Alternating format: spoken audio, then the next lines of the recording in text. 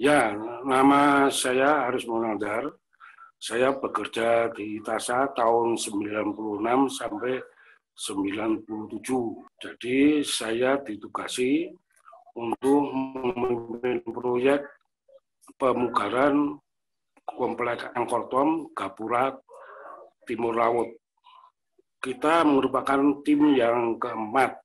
Tim keempat ini mempunyai target yaitu menyelesaikan pemugaran dan pendampingan pendidikan pelatihan tenaga Kamboja.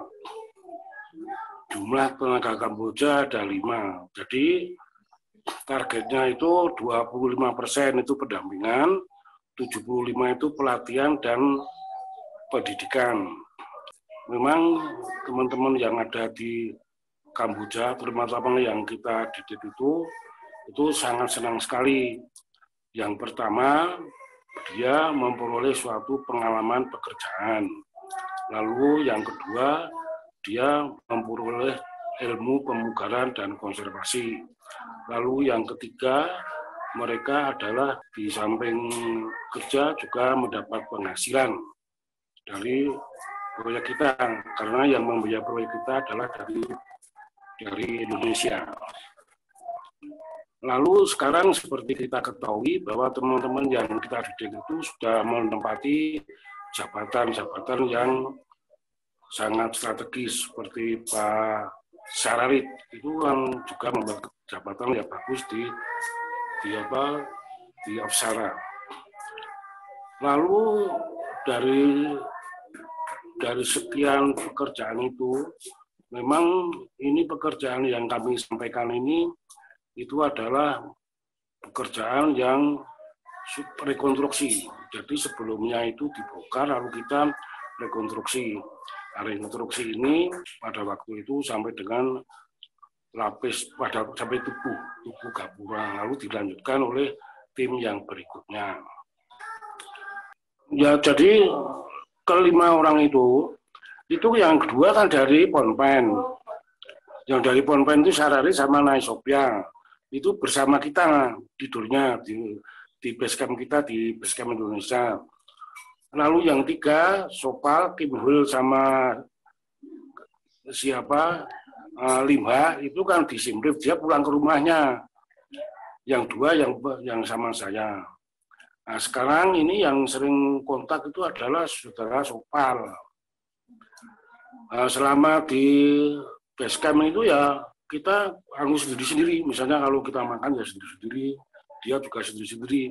Tapi kalau kita, alhamdulillah itu kita dapat inventaris televisi, nah, sehingga kita bisa melihat televisi bareng-bareng di basecamp itu. Dari kedutaan itu kita beli parabola dan televisi untuk mengetahui situasi di Indonesia. Nah, itu kita bersama-sama bisa melihat televisi.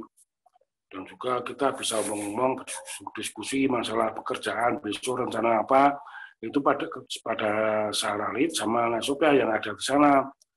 Jadi selama di basecamp itu kita juga kalau pas ada waktu slow itu kita diskusi mengenai rencana pekerjaan yang akan kita lakukan besok. Nah, ada lagi kesan dari teman-teman yang di Kamboja bahwa tim saya itu memang mempunyai integritas yang bagus, sehingga oleh Pak Direktur saya suruh melanjutkan untuk menyelesaikan proyek itu sampai selesai. Tapi saya tidak sanggup karena harus 11 bulan di sana, makanya saya tetap 6 bulan. Padahal saya disuruh meneruskan sampai selesai, yaitu 11 bulan. Akhirnya saya 6 bulan lalu diganti oleh tim yang kelima, itu Bu Hermi. Jadi 5 orang itu semua teknisi. Lalu saya kira arkeolognya saya tidak ada itu arkeolognya. Justru dulu Pak Ano minta supaya tim saya ini penggantinya harus seorang arkeolog, maka dikirim Berni. Jadi 5 orang itu tidak ada arkeolognya. Kalau tenaga lokalnya banyak, itu banyak sekali kalau tenaga lokalnya.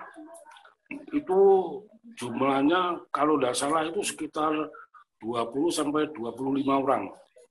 Nah, itulah sekelumit mengenai pengalaman saya selama di Kamboja itu pada tahun 96 sampai 97, yaitu bulan Oktober sampai bulan April.